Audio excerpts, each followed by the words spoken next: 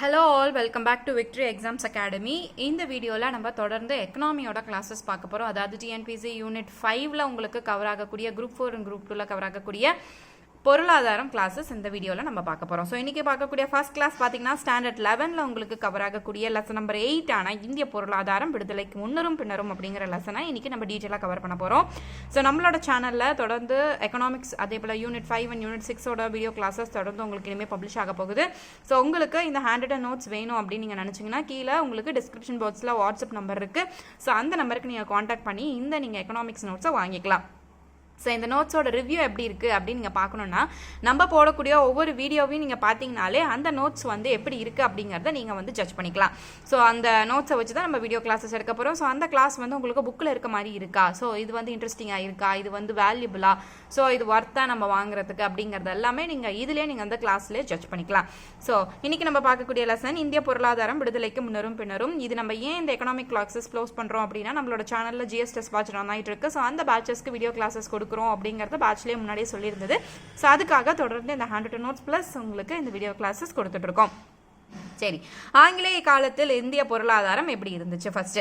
So Vasco ட gamma இந்தியாவில் உள்ள கோழிக்கோட்டுக்கு முதல்ல மே 20, 1498 சேர்ந்தாரு. ஸோ இதுக்கப்புறம் தான் வாணிபம் ஏற்பட அந்த ஒரு வணிகத்துக்கு ஒரு தன்மையே ஏற்பட ஆரம்பிச்சிச்சு. ஏன்னா அது வரைக்கும் ஃபாரினுக்கும் இங்கேக்கும் எந்த ஒரு லேண்ட் ரூட்ஸோ சீ ரூட்ஸோ எதுவுமே இல்லாமல் இருந்த காலத்தினால அங்கே வணிகம் வெளிநாட்டவர்களுக்கு நம்ம செய்ய முடியாமல் இருந்துச்சு. ஸோ உள்ளுக்குள்ளேயே அந்த வணிகம் பண்டமாற்று முறை இருந்துச்சு. ஸோ காசு கொடுத்து நாணயங்கள் கொடுத்து வாங்கக்கூடிய அந்த வணிகம் மட்டும்தான் இருந்துச்சு. ஸோ வெளிநாடுகளுக்கு ஏற்றுமதி இறக்குமதி வாஸ்கோ ட காமா ஆரம்பித்து வச்சிருக்காரு. ஸோ ஒரு சீ ரூட் கண்டுபிடிச்சதன் வாயிலாக அங்கிருந்து ஈஸ்ட் இந்தியா கம்பெனி இங்கே வணிகத்தை ஆரம்பிக்கலான்ட்டு வந்தவங்க. ஸோ நாளடைவில் இந்த மாதிரி எக்ஸ்போர்ட் அண்ட் இம்போர்ட் இன்னும் நம்ம ஃபாரினுக்கு பண்ணக்கிறதுக்கு ஒரு பேசிக் ஒரு பிள்ளையார் சொல்லி அமைஞ்சது இந்த வாஸ்கோ ட காமா ஃபைண்ட் அவுட் பண்ண இந்த சீ ரூட்டுன்னு நம்ம சொல்லலாம். அடுத்து பார்த்தீங்கன்னா இவரை தொடர்ந்து போர்ச்சுகீசியர்கள் கிபி 1510 அந்த ஆண்டுகளில் கோவாவுக்கு வணிகம் செய்ய ஆரம்பிச்சாங்க. ஸோ வாஸ்கோ ட காமாவை தொடர்ந்து போர்ச்சுகீஸ் வர ஆரம்பிச்சாங்க. 1601 ஆங்கிலேய கிழக்கிந்திய கம்பெனி ஆரம்பிக்கப்பட்டது. இந்திய பெருங்கடல் வழி வாணிகம் தொடங்கப்பட்டது. 1614 சர் தாமஸ் ரோ ஜஹாங்கீரிடமிருந்து ஒரு பெர்மிஷன் வாங்குறாரு. நாங்கள் இங்கே எங்களோட கம்பெனியை ஸ்டார்ட் பண்ணிக்கிறோம், எங்களோட தொழிற்சாலையை நாங்கள் அமைச்சுக்கிறோம் அப்படின்னு சொல்லி பெர்மிஷன் 1614 வாங்குறாரு. ஸோ அதுக்கு அவர் அனுமதியும் கொடுத்துட்றாரு.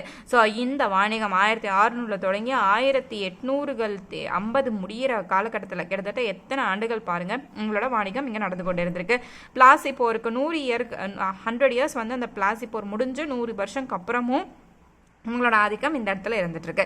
ஸோ பிளாசி போர் முடிவடைந்து 100 ஆண்டுகளுக்கு பிறகும் அவங்களோட வர்த்தகம் இங்கே நடந்துட்டு இருந்திருக்கு. 1858 ஆங்கில பாராளுமன்றம் இந்தியாவை ஆளும் உரிமையையும் அதிகாரத்தையும் ஈஸ்ட் இந்தியா கம்பெனியிலிருந்து ஆங்கிலேய அரசுக்கு மாற்றுச்சு. ஸோ ஃபர்ஸ்ட் அவங்க இந்தியாவை ஆளக்கூடிய அதிகாரத்தை கிழக்கிந்திய கம்பெனி கிட்ட தான் இருந்துச்சு. ஸோ அங்கிருந்து ஆங்கில பாராளுமன்றம் டைரக்டா எங்கிருந்து எதை மாற்றிருக்கு அப்படின்னா இந்தியாவை ஆளும் ஆட்சியையும் உரிமையும் கிழக்கிந்திய கம்பெனியிடமிருந்து ஆங்கிலேய அரசுக்கு மாற்றியது. எந்த ஆண்டுன்னு பார்த்தீங்கன்னா 1858. அது வரைக்கும் ஈஸ்ட் இந்தியா கம்பெனி தான் இந்தியன்ஸை ரூல்ஸ் பண்ணிட்டு இருந்தாங்க. அதுக்கப்புறம் டைரெக்டாக குயின் கிட்ட போகுது. ஆங்கிலேயரின் நுழைவுக்கு முன் இந்திய பொருளாதாரம் கிராமத்தை சார்ந்து இருந்தது. ஸோ அப்போ நம்ம வெளிநாட்டில் எங்கேயுமே எந்த ஒரு எக்ஸ்சேஞ்சும் நம்ம பண்ணிக்கிட்டது கிடையாது. ஸோ அதனால் முழுக்க கிராமத்தை சார்ந்து இருந்தது இந்திய பொருளாதாரம். அப்போ அதை நம்ம என்ன டிஃபைன் பண்ணிக்கலாம்னா சுயசார்பு பொருளாதாரம் அப்படின்னு அதை சொல்லலாம். இந்தியாவில் 3 காலங்களாக நம்ம அந்த ஆங்கிலேயருக்கு முன்னாடி இருந்த பொருளாதாரத்தை 3 காலங்களாக பிரிச்சுக்கலாம். ஒன்று வணிக மூலதன காலம், இன்னொன்று தொழில் மூலதன காலம், இன்னொன்று நிதி மூலதன காலம் அப்படின்னு சொல்லி 3 வகையாக அதை பிரிக்கலாம். ஸோ வணிக மூலதன காலம் இந்த ஆண்டிலிருந்து ஆண்டு வரைக்கும் பார்த்தோம்னா 1757 1813 வரைக்கும் இந்த வணிக மூலதன காலமும், தொழில் மூலதன காலம் 1813 1858 வரைக்கும் தொழில் மூலதன காலமும், அதே போல நிதி மூலதன காலம் அப்படிங்கிறது 1947 வரைக்கும் 19ஆம் நூற்றாண்டில் ஆரம்பிச்சு நம்ம என்னைக்கு சுதந்திரம் அடைந்தமோ அது வரைக்கும் இந்த நிதி மூலதன காலம் அப்படிங்கிறது இங்கே இந்தியாவில் 3 காலங்களாக இந்த வணிகத்தை நம்ம பிரிக்கலாம். ஸோ இப்போ இந்த வணிக மூலதன காலம் அப்படிங்கிறதுனா வணிகத்தை மட்டும் ஃபோக்கஸ் பண்ணி அதை தான் முன்னுரிமை கொடுத்து வணிகம் நம்ம எதை வணிகம் பண்ணுறோம், எங்கே அனுப்புகிறோம், அப்போ வணிக பொருட்கள் என்னென்ன, ஸோ அதை ஃபோக்கஸ் பண்ணுறது இந்த வணிக மூலதன காலம். அப்போ நம்மளுக்கு ஒரு ஏமாற்றுபடியான இந்தியர்கள் இருந்திருக்காங்க. அப்போ ஆங்கிலேயர்கள் இந்தியர்களை இவ்வளோ தூரம் ஏமாற்றி அவங்க கிட்ட இருக்க பொருட்கள் வணிக பொருட்கள் எல்லாம் சுரண்டணுமோ அது எல்லாத்தையுமே சுரண்டிருக்காங்க. அது எப்படி சுரண்டிருக்காங்க அப்படின்னு பார்த்தோன்னா இங்கே விளையக்கூடிய பொருட்களுக்கு குறைவான மதிப்பு கொடுத்து வாங்கிக்கிறதும், அங்கே விளைந்து விற்ற பொருட்களை அதுவுமே வந்து ஃபுல் டெவலப்டாக இல்லாத பொருட்கள்னு சொல்கிறாங்க. அதாவது பாதி மட்டும் பூர்த்தி செய்த நிலையில். இதை நம்ம எப்படி சொல்லலாம்னா, அங்கே வந்து நல்ல ப்ராடக்ட்ஸ் எல்லாம் சேல்ஸ் பண்ணிட்டு மீதி இருக்கக்கூடிய ஒரு டேமேஜ்டையோ இல்லை வந்து அன்கம்ப்ளீட்டட் ப்ராடக்ட்ஸையோ வந்து இந்தியாவில் கொண்டு வந்து விற்கிறாங்க. ஸோ அதுக்கு வந்து அவங்க ஃபுல் ரேட் அதிகப்படியான விலையை கொடுத்து இந்தியர்கள் வந்து வாங்கணும் அப்படிங்கிறதுக்காக ஃபுல் ரேட்டை வந்து விற்கிறாங்க. ஏன்னா இந்தியர்களுக்கு பார்க்கும்போது அதெல்லாம் வந்து புதுமையான பொருட்கள், இதெல்லாம் நம்ம என்னடா நம்ம பார்த்துருக்க கூட மாட்டோம் அப்படி இருக்கக்கூடிய பொருட்கள், அப்போ வந்து விலை உயர்ந்த பொருட்கள் இதெல்லாம் அப்படின்னு சொல்லி அவங்க அத்தனை காசை கொடுத்து அவங்க வாங்கியிருக்காங்க. ஆனால் நம்மக்கிட்ட இருந்து கொடுத்த உண்மையான மிளகா இருக்கட்டும், பட்டா இருக்கட்டும், இல்லை வந்து தந்தமாக இருக்கட்டும், இது எல்லாமே ரொம்ப குறைந்த விலையில் இங்கிருந்து இந்தியர்கள் விற்றா போதும் அப்படிங்கிற நோக்கத்தில். ஏன்னா அதெல்லாம் வந்து வெளிநாட்டுக்காரன் வாங்குறான் அப்படின்னா நம்மளுக்கு விற்காமல் இருக்கிறது ஏதோ கொஞ்சம் ஒரு ரூபா 2 ரூபா அதிகமாக கொடுத்து வாங்குறாங்க போது அதை அவங்க இனி குறைந்த விலையில் வாங்கி அவங்க வந்து அவங்க நாட்டில் அதை வந்து அதிக விலையில் விற்றுருக்காங்க. ஸோ அப்படி பார்க்கும்போது நம்ம இந்தியாவில் பொருளாதாரம் சுதந்திரக்கு முன்னாடி எப்படி இருந்ததுன்னா ரொம்ப குறைவாக, ரொம்ப வீழ்ச்சியடைந்த நிலையில் ரொம்ப கம்மியாக தான் இருந்தது. அதற்கு காரணம் இந்த மாதிரி குறைந்த அளவிலான அதிக அளவிலான பொருட்களை குறைந்த லாபத்தில் நம்ம வந்து வாங்குறதுனால இந்திய பொருளாதாரம் ரொம்ப வீழ்ச்சி நிலையில தான் இருந்தது சுதந்திரக்கு முன்னாடி. அடுத்து தொழில் மூலதன காலம் அப்படின்னு சொல்லக்கூடிய இந்த காலம் பிரிட்டிஷ் துணிமணிகளின் சந்தையாக இந்தியா விளங்கியது. ஸோ அவங்களோட துணிகளை கொண்டாந்து இங்கே வந்து சேல்ஸ் பண்ணுறது தான் ஒரு முக்கியமான நோக்கமாக இருந்தது. அதுதான் தொழில் மூலதன காலம். அடுத்து நிதி மூலதனம் காலம் அப்படின்னு பார்த்தோம்னா நிதியாக்கம் தான் வந்து இந்த நிதி மூலதன காலத்தில் முக்கியமாக இருந்துச்சு. அப்போ எந்தெந்த ஃபீல்டில் இந்த நிதியாக்கம் வந்து பண்ணாங்கன்னா வேளாண்மையிலேயே. ஸோ ஏற்றுமதி இறக்குமதி நிறுவனங்கள் அதிகமாக ஏற்படுத்தியப்பட்டது. அடுத்து செலவாணி மாற்று வங்கிகள் வந்து உருவாக்கப்பட்டது. மேலாண் முகமை நிறுவனம் வந்து நிறைய ஆரம்பிக்கப்படுது. ஸோ அப்போ இந்த மாதிரி ஏற்றுமதி இறக்குமதி பண்ணுறதுக்கு, ஃபண்டு பண்ணுறதுக்கு, வேளாண்மை பண்ணுறதுக்கு, ஒரு மக்களுக்கு ஒரு கடன் கொடுக்கறதுக்கு ஒரு நிறுவனமோ இல்லை வந்து ஏதோ ஒரு தலைமையகம்னு ஒன்று இருக்கணும் இல்லையா, அது மூலியமா அவங்க செயல்படுற மாதிரி. ஸோ அதனால கடன் கொடுக்கறதுக்கு வங்கிகள் நிறுவப்பட்டுச்சு. அதே போல் ஏற்றுமதி இறக்குமதிக்கு தனியாக நிறுவனங்கள் நிறுவப்பட்டுச்சு. இதெல்லாமே அவங்களுக்கு ஃபண்டு கொடுக்கக்கூடிய நிறுவனங்கள். ஸோ அதனால் நிதி மூலதன நிறுவனங்கள் அப்படின்னு நம்ம சொல்கிறோம். அடுத்து பார்த்தோம்னா இந்திய மூலதனத்தை கொள்ளையடித்து இந்தியாவில் இரும்பு பாதை. அப்போ இங்கிருந்து இரும்பு வந்து இங்கிருந்து அவன் வந்து எடுத்திருக்கான். ஆங்கிலேயர் வந்து தமிழகத்தில், அதாவது தமிழ்நாட்டில் இருக்கட்டும் இல்லை இந்தியாவில் இருக்கட்டும், இந்தியாவில் இருந்த இரும்போ எஃகோ என்னென்ன தாதுக்கள் கிடைக்குதோ எல்லாத்தையுமே எடுத்து அவன் இங்கிருந்து அதை வந்து ஃபாரினுக்கு எக்ஸ்போர்ட் பண்ணியிருக்கான். ஸோ அங்கே இருக்கக்கூடியது இம்போர்ட் ஆயிருக்கு. அப்போ இங்கிருந்து இரும்பை எடுத்து அவன் திருப்பி நம்மளுக்கே வந்து இரும்பு வழி பாதை அமைச்சு கொடுத்துருக்கான் கம்மி ரேட்டில். அப்போ இரும்பு மூலதனத்தை கொள்ளையடித்து இந்தியாவில் இரும்பு பாதை, சாலை வசதி, அதே போல் அஞ்சல் துறை, பாசனம், கல்வி போன்ற பல நன்மைகளை வந்து ஐரோப்பியர்கள் வந்து நம்மளுக்கு செஞ்சுருக்காங்க. அடுத்து பிரிட்டன் ரயில்வே கட்டமைப்பு கொள்கை அப்படிங்கிறத வந்து பொருளாதார பயனில்லா கொள்கை அப்படின்னு சொல்றாங்க. அப்போ இது வந்து நம்ம எக்ஸாம் பாயிண்ட் ஆஃப் வியூல கேட்க வாய்ப்பு இருக்கு. பொருளாதார பயனில்லா கொள்கை அப்படின்னு நம்ம சொல்லக்கூடிய கொள்கை வந்து பிரிட்டனோட ரயில்வே கட்டமைப்பு கொள்கை, வேற எதுவுமே கிடையாது. ஸோ அவங்க வந்து சாலை வசதிகள் செஞ்சிருக்காங்க, அஞ்சல் துறை இது பண்ணியிருக்காங்க, பாசனம், கல்வி போன்ற பல நல்ல விஷயங்களை வந்து இங்கிருந்தே கொள்ளையெடுத்து பண்ணாலும் ஸோ அதில் எது பயனில்லா கொள்கை அப்படின்னு பார்த்தோம்னா ரயில்வே கட்டமைப்பு கொள்கை அப்படின்னு சொல்றாங்க. இந்திய கைவினை பொருட்கள் எதெல்லாம்? ஸோ கையால் நெய்யப்பட்ட பருத்தி, பட்டு ஆடைகள், அதே போல் வந்து காலிகோ துணி, அலங்கார பொருட்கள், மரச்சிற்பம், இது எல்லாமே சுங்கவரி கொள்கை மூலம் இந்திய கைவினை அழிந்தது அப்படின்னு சொல்றாங்க. ஸோ இது எல்லாமே இந்த கைவினைகள் அழிவதற்கு காரணமாக இருந்தது எல்லாமே இந்த பிரிட்டன் காலத்தில் நடந்தது, ஆங்கிலேயர் காலத்தில் நடந்தது.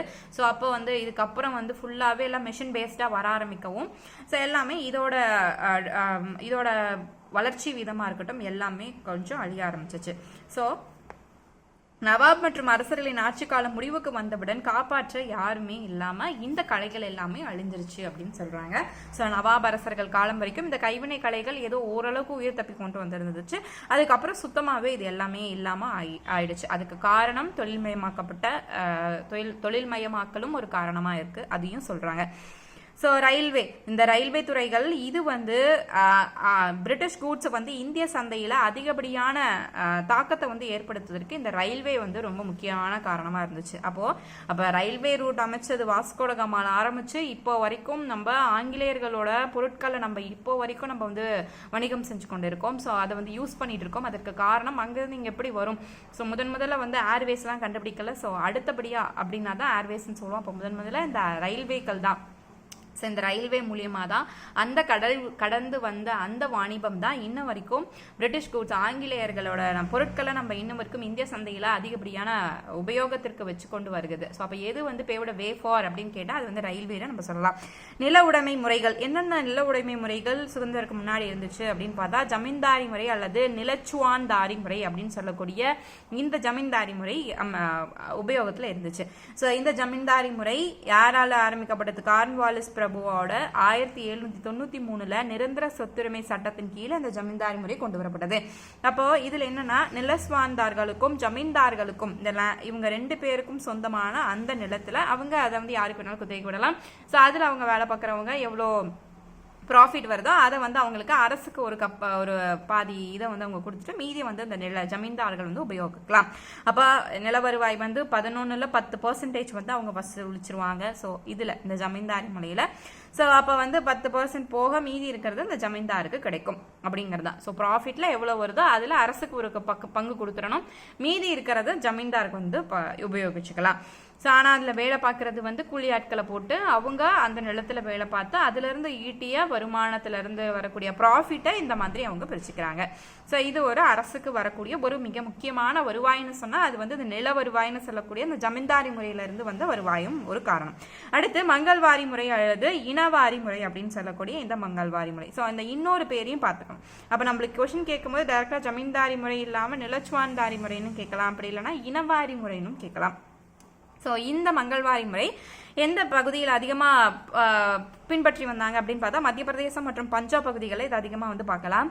கிராம மக்களான குழுவினர் சொந்தக்காரர்களாக இருப்பாங்க. அப்போது இவங்க வந்து கிராமக்குழு மக்களே வந்து சேர்ந்து ஒரு நிலத்தை வந்து அவங்க அதுக்கு சொந்தக்காரர்களா இருப்பாங்க. ஸோ அவங்களோட உணவினர்களோ இல்லை கிராம மக்களோ சேர்ந்து அந்த நிலத்துல உழைத்து அதுல வரக்கூடிய வருமானத்தை அரசுக்கு வரியா செலுத்துவாங்க. அப்ப இதுல வந்து ஜமீன்தார்கள் அப்படிங்கிறது கிடையாது, கிராம குழு தான் இதுல வந்து நிலத்தின் உரிமையாளர்களாக வந்து இருப்பாங்க. அடுத்து ரயத்துவாரி முறைன்னு சொல்லக்கூடிய அந்த முறை. இந்த முறை வந்து இதுக்கு இன்னொரு பெயர் வந்து சொந்த சாகுபடி முறை. இது வந்து அந்த குடும்பத்துக்கு சொந்தமான இடத்துல அவங்க குடும்பத்துக்கு என்னென்ன தேவையோ அதை வந்து அவங்க உபயோகிச்சுப்பாங்க, மிச்சம் மீதி இருக்கிறது தான். ஸோ சொந்தக்காரங்க, சித்தப்பா, பெரியப்பா, தாத்தா, பாட்டி அப்படின்னு தூர சொந்தம் அப்படின்னு இருக்கவங்க எல்லாருமே சேர்ந்து அந்த இடத்துல வந்து ஒரு உழவனோ விவசாயாவோ அவங்க நிலத்துல அவங்களே உழுது அதில் அவங்களுக்கு வரக்கூடியதை அவங்க சந்தைப்படுத்த மாட்டாங்க, அதை அவங்களோட குடும்ப தேவைக்காக வச்சுக்குவாங்க. மீதி அவங்க குடும்பத்தின் தேவைக்கு போக மீதி இருக்கக்கூடிய அந்த எக்ஸஸான கூட்ஸை மட்டும்தான் அவங்க வந்து சந்தைக்கு கொண்டு வருவாங்க. ஸோ இந்த மாதிரியான முறைகள்லாம் வந்து விடுதலைக்கு முன்னாடி வந்து இருந்துச்சு. தொழில் காலனித்துவம், முதலாளித்துவம் அப்படின்னு சொல்லக்கூடியது 14ஆம் நூற்றாண்டின் தொழில் வளர்ச்சி எப்படி ஆரம்பிச்சிச்சு அப்படின்னு பார்த்தோம்னா ஆங்கிலேய முதலீட்டாளர்களால இந்த தொழில் வளர்ச்சி 11ஆம் நூற்றாண்டுல ஆரம்பிக்கப்படுது. தொழில் நிறுவனங்கள் இந்தியாவில் ஆரம்பிக்கப்பட்டதும் இந்த 16ஆம் நூற்றாண்டு தொடக்கத்துல தான் இந்த தொழில் நிறுவனங்களும் அதிகப்படியாக இந்தியாவில் ஆரம்பிக்கப்பட்டுச்சு. அடுத்து பார்த்தீங்கன்னா 1900 அதாவது கிட்டத்தட்ட 19ஆம் நூற்றாண்டோட முடிவில் 36 சணல் தொழில்துறையில் வளர்ச்சி அடைந்ததுனால 36 சணல் நிறுவனங்களும் 194 பருத்தி ஆலைகளும் வந்து இங்கே 19ஆம் நூற்றாண்டில் தொழில் வளர்ச்சி காரணமாக இத்தனை சணல் நிறுவனங்கள், இத்தனை பருத்தி ஆலைகள்லாம் உருவாக்கப்பட்டுச்சு ஆங்கிலேயர் காலத்தில். நிலக்கரி உற்பத்தி ஆண்டுக்கு 6 மில்லியன் டன் வந்து உயர்ந்ததுன்னு சொல்றாங்க. அடுத்தது 20ஆம் நூற்றாண்டுல எந்தெந்த மாதிரியான டெவலப்மெண்ட்ஸ் வந்து இருந்துச்சு. அப்போ தொழில்துறை வளர்ச்சி காரணமாக 19ஆம் நூற்றாண்டுல இத்தனை இருந்தது, 20ஆம் நூற்றாண்டுல எந்த அளவுக்கு இம்ப்ரூவ்மெண்ட் வந்து ஆயிருக்கு அப்படின்னு பார்த்தோம்னா 20ஆம் நூற்றாண்டு சுதேசி இயக்கத்தின் காரணமாக இந்தியாவில் தொழில்மயமாதலை ஊக்குவித்தது. ஸோ அப்போ இந்தியா காந்திஜியே அதை ஒவ்வொருத்தருமே ஒரு தொழில்துறை கல்வியை வந்து படிக்கணும், அதை வந்து அவங்க கற்றுக்கணும், அவங்களுக்கு கல்வி அறிவு இருந்தாலும் ஒரு ஒகேஷனல் சப்ஜெக்ட் வந்து அவங்க பார்க்கணும்னு சொல்லியிருப்பாரு. அப்போ முதல் உலக போர் 1914 போது ஏற்படுத்திய பருத்தி ஆலைகளின் எண்ணிக்கை 70ஆகவும் சணல் ஆலையின் எண்ணிக்கை 30ஆகவும் நிலக்கரி உற்பத்தியில் 2 மடங்காகவும் இந்தியா வந்து வளர்ச்சியை பெற்றுள்ளது. ரயில்வே அமைப்பு அமைக்கப்பட்டதுன்னு சொல்றாங்க. 1924 இருந்து 39 வரைக்கும் பெரிய நிறுவனங்களான இரும்பு தொழிற்சாலை, எஃகு மற்றும் பருத்தி, சணல், சர்க்கரை தொழிற்சாலைகள் அனைத்தும் இந்த 1924 இருந்து 39 காலகட்டத்தில் அதிகப்படியான பெரும் தொழிற்சாலைகள் அப்படின்னு சொல்லக்கூடிய பெரு நிறுவனங்கள்னு சொல்லக்கூடிய இந்த மிக முக்கியமான தொழிற்சாலைகள் எல்லாம் இந்தியாவில் நிறுவப்பட்டது. இங்கிருந்து தயாரித்து அதை ஆங்கிலேயர்கள் வந்து ஏற்றுமதி செய்யறதுக்கான ஒரு முக்கிய காரணம் இதெல்லாம் இங்க அமைச்சு கொடுத்தா இவன் எல்லாத்தையும் செஞ்சு தருவான், அதை நம்ம ஈஸியாக கம்மி ரேட்டில் நம்மளோட கண்ட்ரிக்கு வந்து நம்ம எக்ஸ்போர்ட் பண்ணிக்கலாம் அப்படிங்கிற ஒரு நோக்கத்தின் காரணமாக இத்தனையும் அவங்க வந்து இங்கே செஞ்சாங்க, இத்தனையும் உருவாக்கப்பட்டது இந்தியாவில். ஸோ தொழிற்கொள்கைகள், ஸோ நிறைய தொழிற்கொள்கைகள் வந்து நிறைய ஆண்டுகளில் வந்து போடப்பட்டுச்சு. ஸோ முக்கியமான தொழிற்கொள்கை அப்படின்னு பார்த்தா 1999 தான் வந்து முக்கிய தொழிற்கொள்கை. இப்போ இத்தனை ஆண்டுகள் தொழிற்கொள்கை போடப்பட்டிருக்கு. 48, 56, 1977, 1980, 1990, 1991. இதில் மிக முக்கியமான தொழிற்கொள்கைன்னு பார்த்தா 1991 போடப்பட்ட கடைசி கொள்கை தான் மிக முக்கியமான தொழிற்கொள்கைன்னு சொல்றாங்க. இதில் சிறிய மற்றும் பெரிய அளவிலான நிறுவனங்கள் அப்படின்னு பார்த்தா இந்த 1948 and 1956 இந்த ரெண்டு மட்டும் என்னத்தை சொல்லுச்சு அப்படின்னா, எப்படிலாம் நம்ம டெவலப் ஆகலாம், எப்படியெல்லாம் நம்ம இன்னும் டெவலப் பண்ணுறதுக்கு என்னென்ன வழிமுறைகள் இருக்குது, என்னென்னலாம் பண்ணுனா நம்ம நேஷன் என்ன டெவலப் ஆகும், என்னென்ன நிறுவனங்களை என்ன நம்ம ஸ்டார்ட் பண்ணலாம் அப்படிங்கிற ஒரு ஐடியா பாயிண்ட் ஆஃப் வியூவில் சொன்னது இந்த 2 தொழிற்கொள்கைகள். சிறிய மற்றும் பெரிய அளவிலான நிறுவனங்கள் முன்னேற்றுவதற்கான அவசியத்தை கூறின இந்த 2 ஆண்டுகளில் போடப்பட்ட தொழிற்கொள்கைகள். மீதி இருக்கக்கூடியது எல்லாமே இந்த தொழிற்கொள்கைகளுக்கு தான் வருது. அதில் 99 மிக முக்கியமான தொழிற்கொள்கைன்னு சொல்கிறோம். அதே போல் 1948 ஏப்ரல் 6 தான் முதல் தொழிற்கொள்கை விதிக்கப்பட்ட நாள்னு சொல்றோம். அப்ப முதல் தொழிற்கொள்கை ஏப்ரல் 6, 1948. ஸோ இந்த முக்கியமான தொழிற்கொள்கைன்னு சொல்லக்கூடிய 1999 அதோட நோக்கம் என்ன அப்படின்னு பார்த்தா புதிய பொருளாதார கொள்கை அப்படின்னு சொல்றோம். ஸோ இது வரைக்கும் இருந்ததை கொஞ்சம் மாடிஃபை பண்ணி இவங்க வந்து என்னன்னு சொல்றாங்கன்னா புதிய பொருளாதார கொள்கை அப்படின்னு சொல்றாங்க. அப்ப ஒவ்வொரு ஆண்டு போடப்பட்ட அந்த தொழிற்கொள்கைக்கும் ஒவ்வொரு நோக்கங்கள் இருந்தது. அப்படி பார்க்கும் போது முதல்ல போடப்பட்ட தொழிற்கொள்கை 1948 போடப்பட்ட முதல் தொழிற்கொள்கையின் நோக்கம் என்னன்னா, இந்தியாவில் கலப்பு பொருளாதாரம் அறிமுகப்படுத்த வேண்டும். ஸோ அந்த கலப்பு பொருளாதாரம் மூலம் எல்லா இண்டஸ்ட்ரியில இருந்தும் எல்லா ஃபீல்ட்ல இருந்துமே எல்லாமே இம்போர்ட் அண்ட் எக்ஸ்போர்ட் ஆகணும், எல்லாமே எல்லாருக்கும் கிடைக்கணும். எல்லா மாநிலங்கள், இப்போ ஒரு மாநிலத்தில் அரிசி விளையுது, இன்னொரு மாநிலத்தில் கோதுமை விளையுதுன்னா அந்த மாநிலத்துக்கும் அரிசி போகணும் அப்படின்னா இங்கிருந்து அங்கே வந்து அதை நம்ம அனுப்பணும். ஸோ இதுதான் வந்து கலப்பு பொருளாதார கொள்கைன்னு கொண்டு வந்தாங்க. ஸோ அப்போ மைய அரசின் முற்றுரிமை என்ன அப்படின்னா, ரயில்வே, இராணுவ தடங்களை வந்து அணு ஆற்றல் மற்றும் தபால் துறையை வந்து விரிவுபடுத்தணும், அதை இன்னும் எக்ஸ்டெண்ட் பண்ணும் அப்படிங்கிறதா சென்ட்ரலோட மிக முக்கிய கொள்கையாக இருந்துச்சு. அதே மாநிலத்தின் முக்கிய முற்றுரிமை என்ன இருந்துச்சுன்னா, இயற்கை வளத்தை பாதுகாக்கிறது, நிலக்கரி வளத்தை அதிகரிக்கிறது, எஃகு மற்றும் இரும்பு வளங்களை பாதுகாத்து அதை வந்து நம்ம வந்து முடிவடைய செய்யாமல், இப்போ நம்ம வந்து ரெனோவபிள் நான் ரெனோவபிள் சொல்லுவோம், புதுப்பிக்கக்கூடிய வளங்கள், புதுப்பிக்க இயலாத வளங்கள் அப்படின்னு சொல்லுவோம். இதெல்லாம் ஒன்ஸ் தீந்துருச்சு நிலக்கரி அப்படின்னா அதுக்கப்புறம் நம்மளால அடுத்த ஜெனரேஷனுக்கு நம்ம கொண்டு போக முடியாது. ஸோ இதெல்லாம் மாநில அரசின் மிக முக்கியமான முற்றுரிமையாக இருந்துச்சு. மைய அரசின் மிக முக்கியமான ஒரு கருத்தாக எது இருந்துச்சு அப்படிங்கிறத இந்த முதல் தொழிற்கொள்கையில நம்ம தெரிஞ்சுக்கலாம். அடுத்து பார்த்தீங்கன்னா 1956 அடுத்தது இந்த தொழிற்கொள்கை. அப்போ நம்ம 2 தொழிற்கொள்கையை வந்து ஃபர்ஸ்ட் ஸ்டார்டிங்ல பார்த்தோம். சிறிய அளவு நிறுவனங்களின் முன்னேற்றத்திற்கான அவசியத்தை கூறும் தொழிற்கொள்கைகள் அப்படின்னு பார்த்தா இந்த 2 தொழிற்கொள்கைகளை சொல்லலாம். 48 மற்றும் 56 தொழிற்கொள்கையை நம்ம சொல்லலாம்.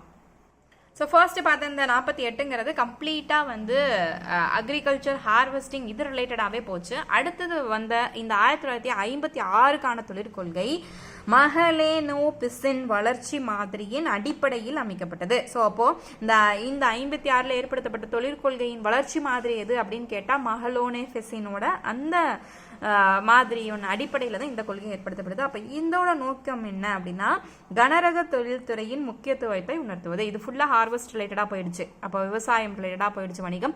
இந்த வணிகம் கனரக தொழில்துறைக்கு முக்கியத்துவம் கொடுக்கணும், அதை நம்ம வந்து விரிவுபடுத்தணும், அதை எக்ஸ்டெண்ட் பண்ணணும் அப்படிங்கிறது தான் இந்த கொள்கையின் மிக முக்கியமான நோக்கமாக இருந்துச்சு. ஸோ அதில் 3 பிரிவாக இந்த 56ஓட கொள்கையை பிரிக்கிறாங்க. முதல்ல 17 தொழில்கள் கொண்ட ஒரு இதை வந்து ஃபர்ஸ்ட் ஃபோக்கஸ் பண்ணுறாங்க. அடுத்து 2வது பார்த்தீங்கன்னா 2வது பிரிவில் ஒரு 12 தொழில்களுக்கு முக்கியத்துவம் கொடுக்குறாங்க. 3வது பிரிவுக்கு அதுக்கு ஒரு சில தொழில்களுக்கு முக்கியத்துவம் கொடுக்குறாங்க. ஸோ இப்போ அந்த 17 தொழில்களில் எதெல்லாம் மிக முக்கியமானதுன்னா, ரயில்வே, வான்வெளி, இராணுவம், நம்மளோட லேண்ட் ரூட்ஸ்ன்னு சொல்லக்கூடியது, அடுத்து இரும்பு, எஃகு, வெடிமருந்து, இதெல்லாமே வந்து மிக முக்கியமான துறை இந்த 17 தொழில்களில். அதுக்கு மிக முக்கியத்துவம் கொடுக்குறாங்க ஃபர்ஸ்ட். அடுத்து 12 தொழில்களில் பார்த்தீங்கன்னா மாநில அரசுக்கு சொந்தமான தொழில்களுக்கு தனியார் துறை துணையாக இருக்க வேண்டும் அப்படிங்கிறது இந்த 12 தொழில், இந்த 12 தொழில் அப்படின்னு சொல்லக்கூடிய அதில் ஒரு சட்டம் வந்து ஏற்றப்படுது. என்னன்னா ஃபுல் அண்ட் ஃபுல் கவர்மெண்ட்டோட சைட்லேயே விடாமல் ப்ரைவேட் இன்ஸ்டிடியூஷன்ஸும் நீங்கள் வந்து ப்ரைவேட் இண்டஸ்ட்ரீஸும் நீங்கள் வந்து ஸ்டார்ட் பண்ணிக்கலாம், அது கவர்மெண்ட்டுக்கு ஒரு சப்போர்ட்டாக நீங்கள் ஸ்டார்ட் பண்ணிக்கலாம் அப்படின்னு சொல்லி இந்த 2வது பிரிவு சொல்லுது. 3வது பிரிவு அந்த மாதிரி துறையை ஆரம்பிக்கிறது முழுக்க இது வந்து நம்ம எய்டட்னு சொல்லக்கூடியது. அப்போ வந்து கவர்மெண்ட் பாதி இருக்கும், பிரைவேட் பாதி இருக்கும். இது வந்து நீங்கள் தனியாராகவும் நீங்கள் வந்து எந்த ஒரு இண்டஸ்ட்ரியும் நீங்கள் வந்து ஸ்டார்ட் பண்ணிக்கலாம் அப்படிங்கிறது இந்த 3வது பிரிவாக இருந்துச்சு.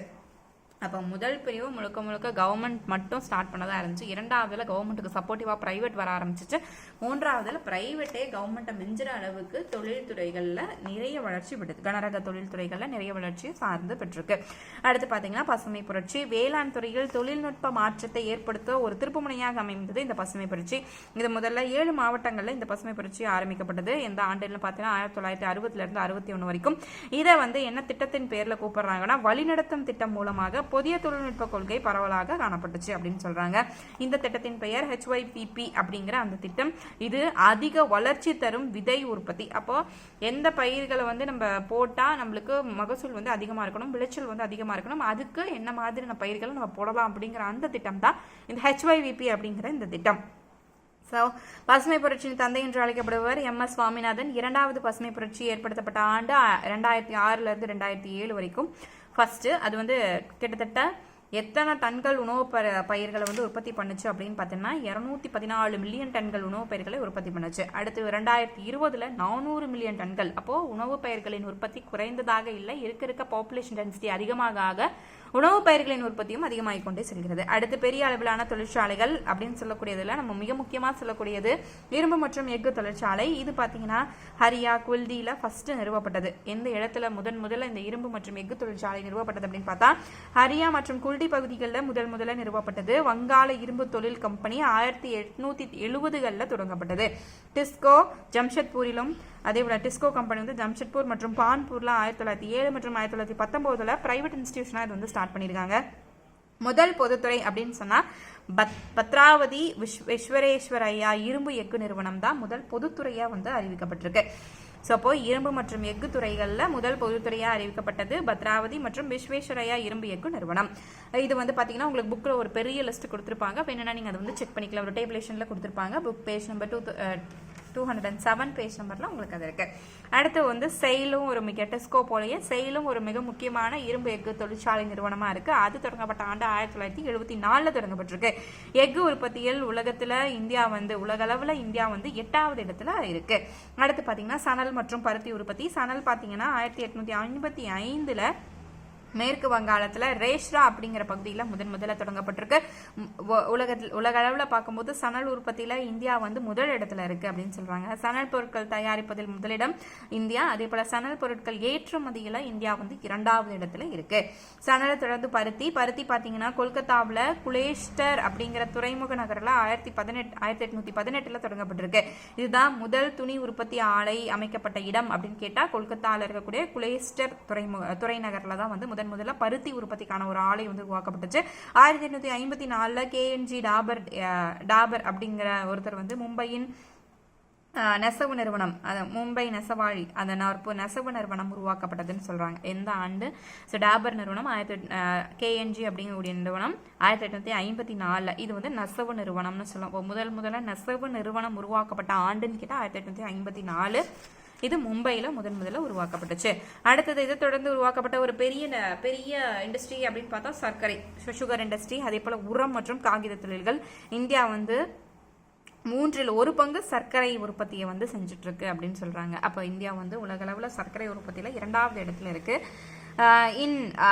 எங்க இந்தியாவில் அதிகமான சர்க்கரை உற்பத்தி செய்யக்கூடிய மாநிலம் அப்படின்னு பார்த்தா மகாராஷ்டிரா, அதை தொடர்ந்து உத்தரப்பிரதேசம். உலகத்துல சர்க்கரை தயாரிக்கும் உற்பத்தியை தொடர்ந்து அடுத்தது அதிக அளவுல செய்யக்கூடியது வந்து உரம் தொழில் அப்படின்னு செய்யக்கூடியது. அப்போ உரத்தொழில இந்தியா வந்து 3வது இடத்துல இருக்கு. அதுல எஸ்பெஷலி எந்த இது தயாரிக்கிறதுனா நைட்ரஜனை பயன்படுத்தி தயாரிக்கும் உரத்தொழில்களை இந்தியா வந்து 3வது இடத்துல இருக்கு.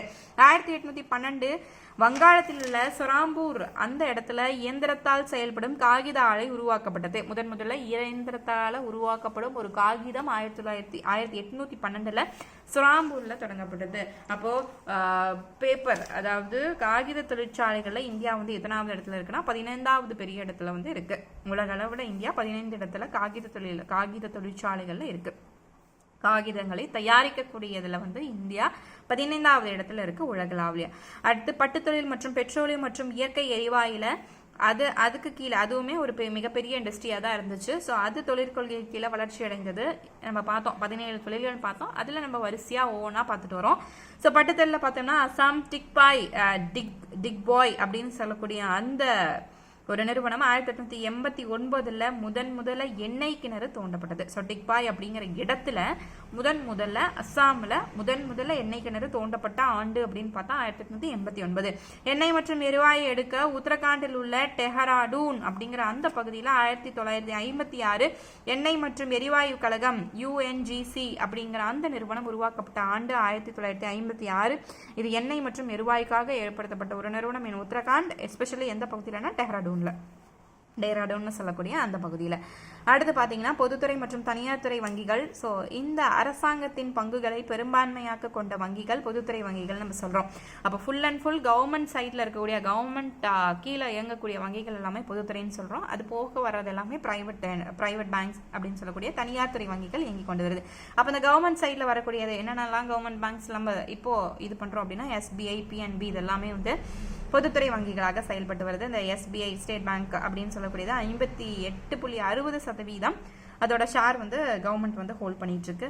PNBன்னு சொல்லக்கூடியது வந்து இது வந்து கம்ப்ளீட்டா பிரைவேட்னு சொல்ல முடியாது. 58% வந்து கவர்மெண்ட் அதோட ஷேர் ஹோல்டர்ஸா இருக்காங்க. மீதி இருக்கிறது எல்லாமே தனியார்கள் தான். ஸோ கவர்மெண்ட் இல்லாம பிரைவேட்டும் இருக்கு. ஸோ இப்போ நம்ம வந்து கவர்மெண்ட்னு சொல்லக்கூடியது பாதி கவர்மெண்ட் பாதி பிரைவேட். அதே போல் வந்து ப்ரைவேட்னு சொல்லக்கூடிய தனியான பிரைவேட் வங்கிகளும் இருக்கு. PNB அதில் 58% வந்து கவர்மெண்ட் அதோட ஷேர்ஸை வந்து வச்சிருக்கு. பொதுத்துறை வங்கிகளை 2 பிரிக்கலாம். ஒன்று நாட்டுடைமையாக்கப்பட்ட வங்கி மற்றும் மாநில வங்கிகள் அப்படின்னு சொல்றோம். மாநில வங்கிகள் அவற்றின் கூற்று நிறுவனங்களும் அப்படின்னு சொல்லக்கூடியது. இந்த போல நம்ம இதை வந்து 2 பிரிவுகளாக பிரிக்கலாம். தனியார் துறை வங்கிகள் அப்படின்னு பார்த்தா ஸோ தனியார் துறை வங்கிகளோட தலைமை வங்கி அப்படின்னு சொல்றது வந்து வங்கிகளுக்கே தலைமை வங்கின்னு சொல்லக்கூடியது வந்து இந்திய ரிசர்வ் வங்கி RBI. ஸோ இதில் இந்தியாவில் பொறுத்த வரைக்கும் தனியார் துறை அதாவது வங்கிகள் பொதுத்துறையாக இருக்கிறது 70.9% வங்கிகள் வந்து பொதுத்துறையாக இருக்கிறது. அப்போ அதில் பார்த்தோம்னா பொதுத்துறைன்னு சொல்லக்கூடியது 27%, தனியார் வங்கிகள் வந்து 22% இந்தியாவில் செயல்பட்டு கொண்டு வருகிறது.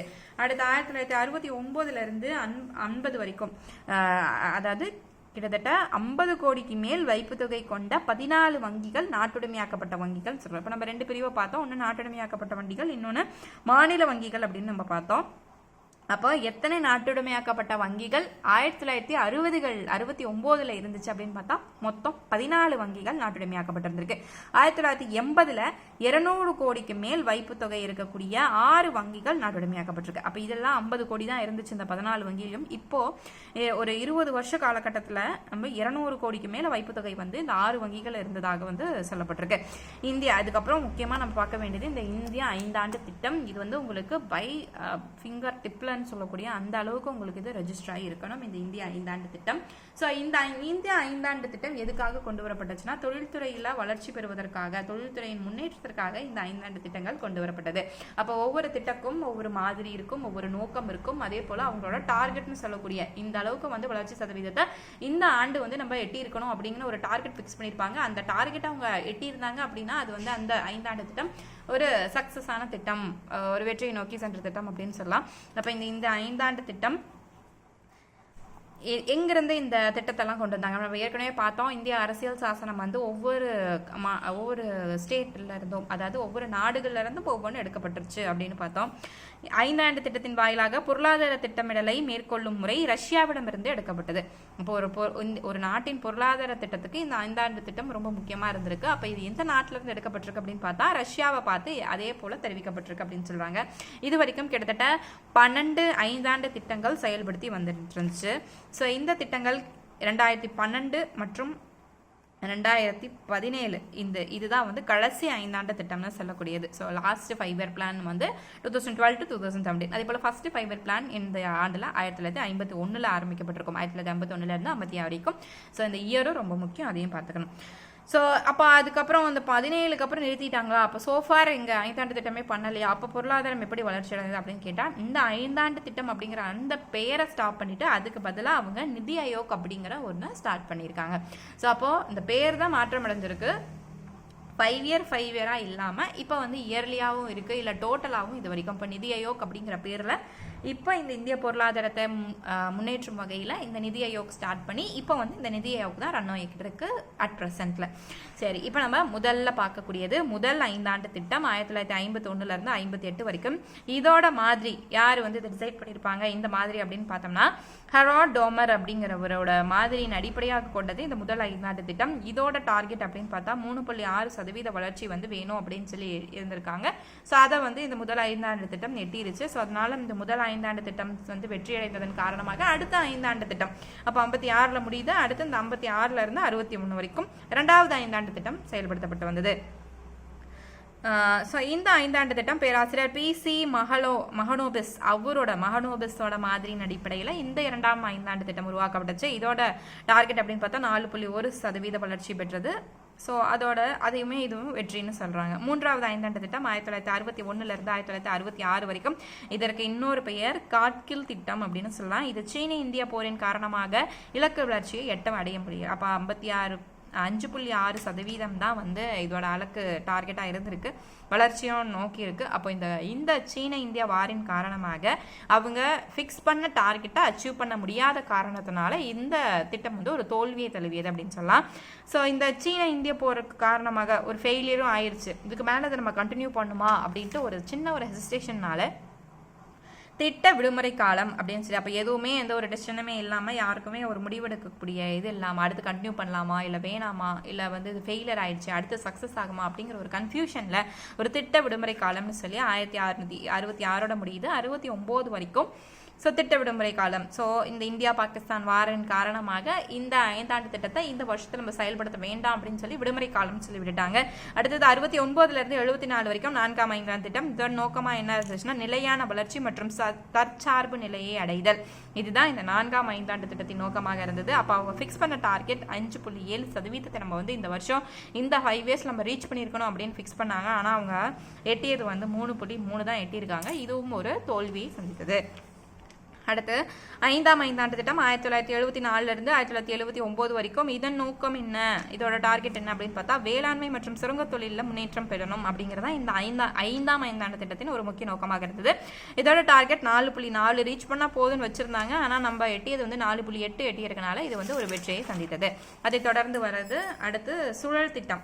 ஸோ இந்த 5ஆம் 5 ஆண்டு திட்டத்துக்கு ஒரு வரைவு அப்படின்னு பார்த்தா DP தாரால் தயாரிக்கப்பட்ட ஒரு வரைவு. அந்த மாதிரி அடிப்படையில் தான் இந்த 5ஆம் 5 ஆண்டு திட்டம் வந்து தொடங்கப்பட்டுச்சு. 1978ஆம் ஆண்டு இந்த 5 ஆண்டு திட்டம் கைவிடப்பட்டுச்சு.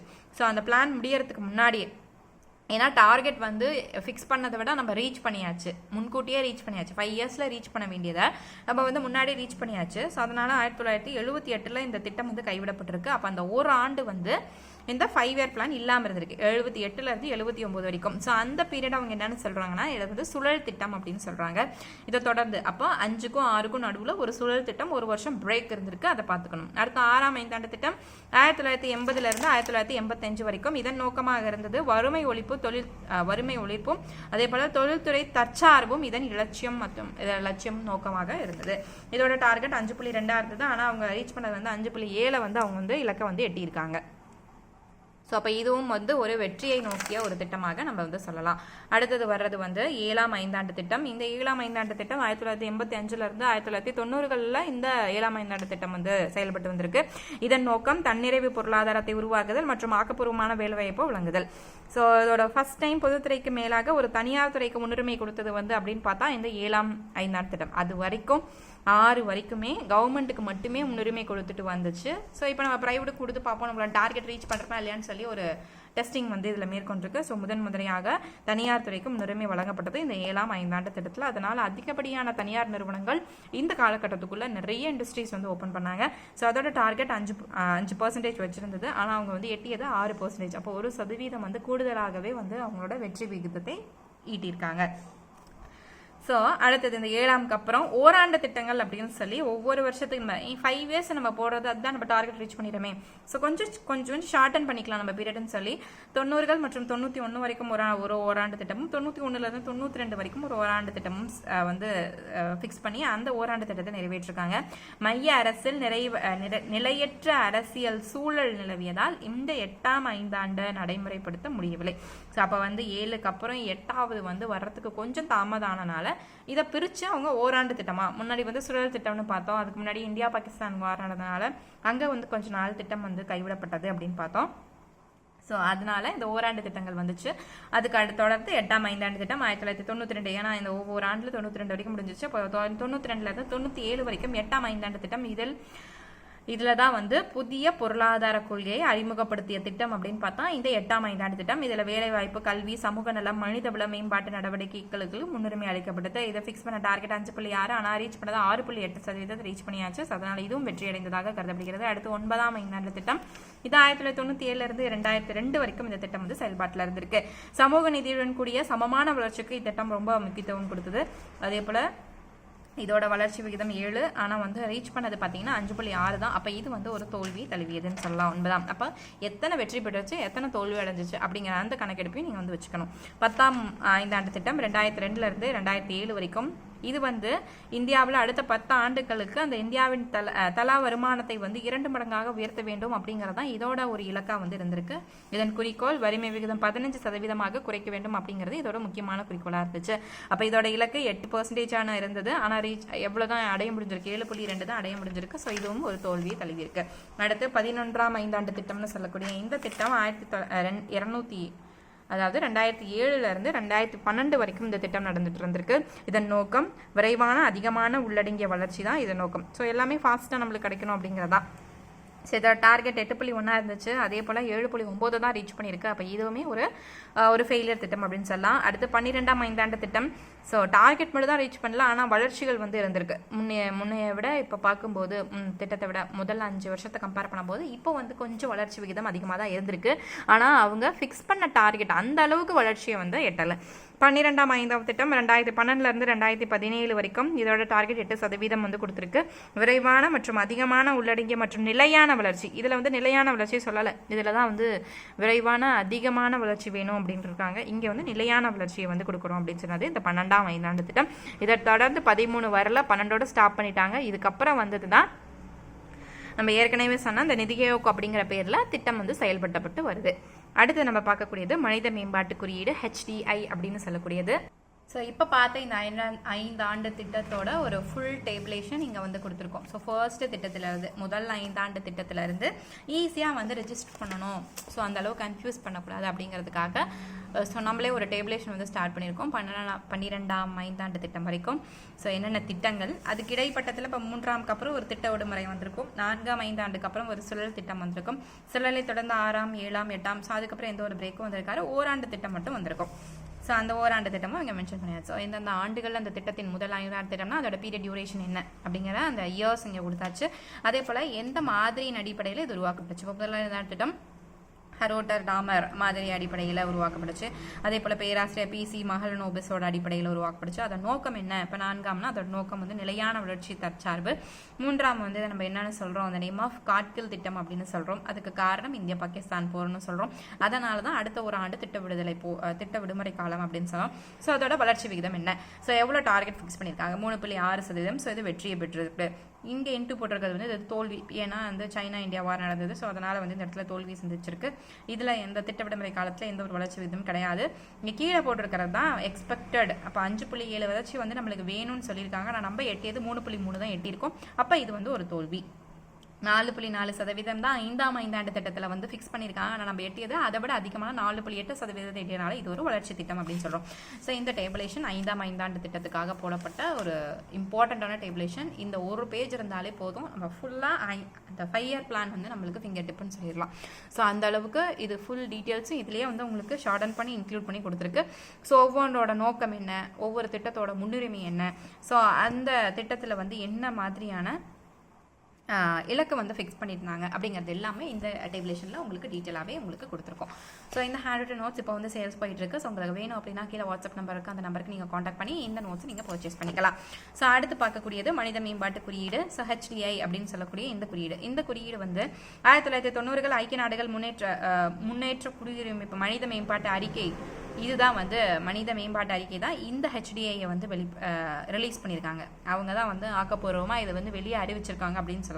இந்த HDI அப்படிங்கிறது பாகிஸ்தான் நாட்டை சார்ந்த அறிஞர் மக்பூல் உல் ஹக் அப்படிங்கிறவர் தான் இந்த குறியீட்டை வந்து உருவாக்கியிருக்காங்க.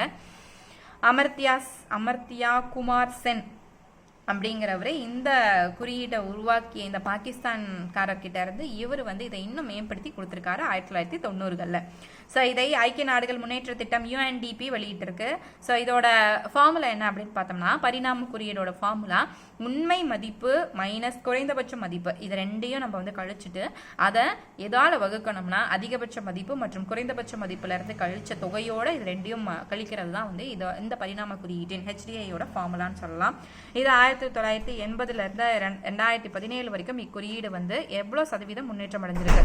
அப்போ 0.302 இருந்து 0.472க்கு இது இன்க்ரீஸ் ஆயிருக்கு. இந்த UNOட முன்னேற்ற சபையின் சமீபத்தில் அறிக்கையின்படி 2016 அறிக்கையின்படி 188 நாடுகள் வந்து இந்த UNDP கீழே, அதாவது இந்த HDIயில் செயல்பட்டு வருது.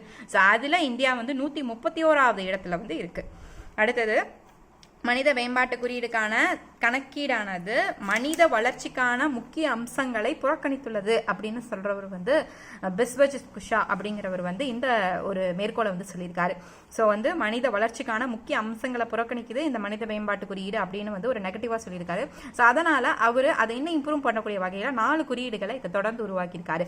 அந்த குறியீடுக்கு அவர் வைத்த பெயர் வந்து HDI-1, அதே போல் HDI-2, HDI-3, HDI-4 அப்படிங்கிற பெயரை கொண்டு இவர் வந்து வச்சிருக்காரு.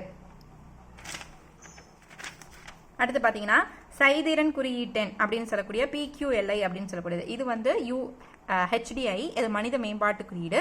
அடுத்து செய்திறன் குறியீட்டெண் சொல்லக்கூடிய PQLI, அது வந்து உருவாக்கியவர் யாருன்னு பார்த்தா மோரிஸ் டி மோர் அப்படின்னு சொல்லக்கூடியவர் இந்த குறியீட்டை உருவாக்கியிருக்காரு.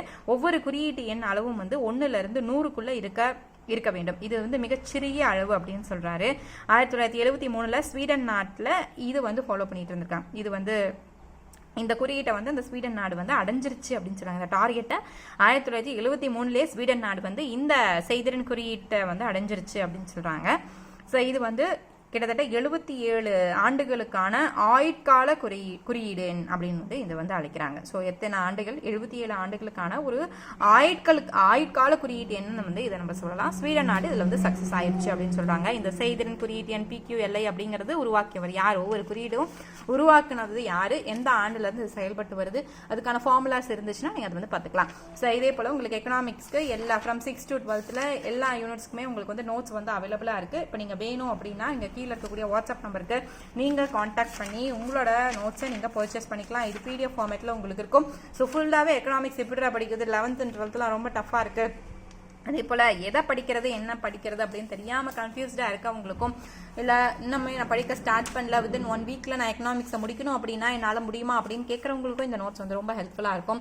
ஸோ ஒவ்வொன்றுக்குமே எடுத்துக்கிட்டா அதோட டெஃபினேஷன் என்ன, அதுக்கான ஃபார்முலா என்ன, ஸோ அது என்ன, வரையறை என்ன அப்படிங்கிறது எல்லாமே டீட்டெயிலாக, டைப்ஸ் என்ன அப்படிங்கிறது எல்லாமே இதுலேயே உங்களுக்கு ஃபுல்லாகவே க்ளீன் அண்ட் கட் கிளியராக உங்களுக்கு புக்கோட மினி ஷார்ட்டர் வெர்ஷனாக இந்த ஹேண்ட் நோட்ஸ் வந்து உங்களுக்கு பக்காவாக உங்களுக்கு அவைலபிளாக இருக்குது. ஸோ வேணுங்கிறவங்க கீழே வாட்ஸ்அப் நம்பர் இருக்குது 6383976468 அப்படிங்கிற நம்பருக்கு நீங்கள் காண்டாக்ட் பண்ணி இந்த மெட்டீரியல் நீங்கள் பர்ச்சேஸ் பண்ணிக்கலாம்.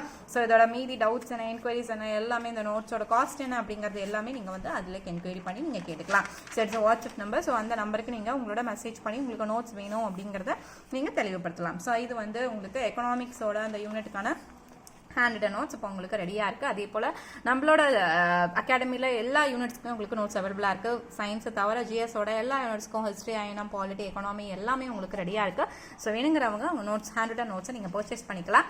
So it is available at சேல்ஸும் போயிட்டுருக்கு. ஸோ GS டெஸ்ட் பேட்சும் ரன் ஆகிட்டு இருக்கு. வேணுங்கிறவங்க உங்களோட என்கொயரிஸை கீழே இருக்கக்கூடிய வாட்ஸ்அப் நம்பருக்கு நீங்கள் கான்டாக்ட் பண்ணிக்கலாம்.